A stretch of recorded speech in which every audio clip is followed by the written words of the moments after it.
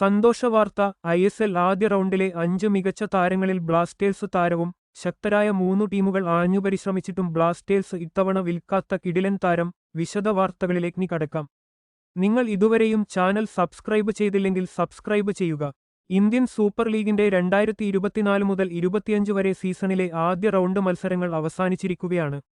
ഒട്ടേറെ ത്രസിപ്പിക്കുന്നയും വാശിയേറിയയും മത്സരങ്ങൾക്കാണ് ആദ്യ round വഴിവെച്ചത്. Indian super ലീഗിന്റെ 2024 മുതൽ 25 വരെ സീസണിലെ ആദ്യ റൗണ്ട് മത്സരങ്ങൾ അവസാനിച്ചിരിക്കുകയാണ്. ഒട്ടേറെ ത്രസിപ്പിക്കുന്നയും വാശിയേറിയയും മത്സരങ്ങൾക്കാണ് ആദ്യ റൗണ്ട് വഴിവെച്ചത്. ഇപ്പോൾ ഇത് ISL മാച്ച് വീക്ക് 1-ലെ ഏറ്റവും മികച്ച 5 താരങ്ങൾ ആരൊക്കെയാണ് പരിശോധിക്കാം.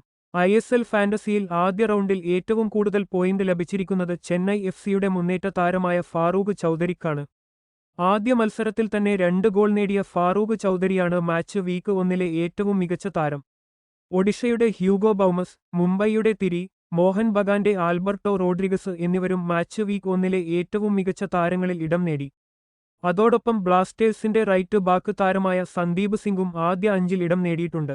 8 പോയിന്റുകളാണ് സന്ദീപ് സിംഗിന് ISL ഫാന്റസിയിൽ ലഭിച്ചിരിക്കുന്നത്. ഇന്ത്യൻ സൂപ്പർ ലീഗിന്റെ പുതിയ സീസൺ ആരംഭിച്ചപ്പോൾ ആദ്യ മത്സരത്തിൽ പരാജയം ഏറ്റുവാങ്ങിയ കേരള ബ്ലാസ്റ്റേഴ്സ് അടുത്ത മത്സരത്തിനുവേണ്ടി ഒരുങ്ങുകയാണ്. ഈ മാസം 22-ന് കൊച്ചിയിലെ കലൂർ സ്റ്റേഡിയത്തിൽ വച്ച് തന്നെയാണ് ബ്ലാസ്റ്റേഴ്സിന്റെ അടുത്ത മത്സരവും അരങ്ങേറുന്നത്.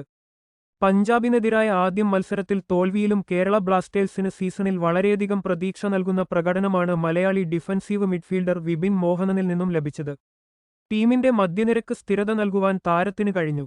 2026 വരെ കേരള ബ്ലാസ്റ്റേഴ്സ് FC-യുമായി കരാർ ശേഷിക്കുന്ന വിപിൻ മോഹനന്റെ കരാർ 2029 വരെ നീട്ടി പുതുക്കിയതായി കേരള ബ്ലാസ്റ്റേഴ്സ് FC കഴിഞ്ഞ ദിവസം ഒഫീഷ്യലി പ്രഖ്യാപിച്ചിരുന്നു.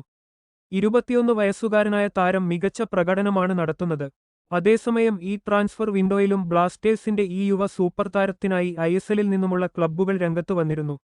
East Bengal, Odisha FC, Mumbai city എന്നീ ക്ലബ്ബുകൾ മുന്നോട്ടുവന്നെങ്കിലും വിപിൻ മോഹനനെ വിൽക്കാൻ ബ്ലാസ്റ്റേഴ്സ് തയ്യാറായില്ല. ഇപ്പോൾ ബ്ലാസ്റ്റേഴ്സ് മധ്യനിരയിലെ ഏറ്റവും കരുത്തനായ ഇന്ത്യൻ താരമായി തുടരുകയാണ് വിപിൻ മോഹനൻ. കൂടുതൽ കായിക വാർത്തകൾക്കായി ചാനൽ സബ്സ്ക്രൈബ് ചെയ്യുക.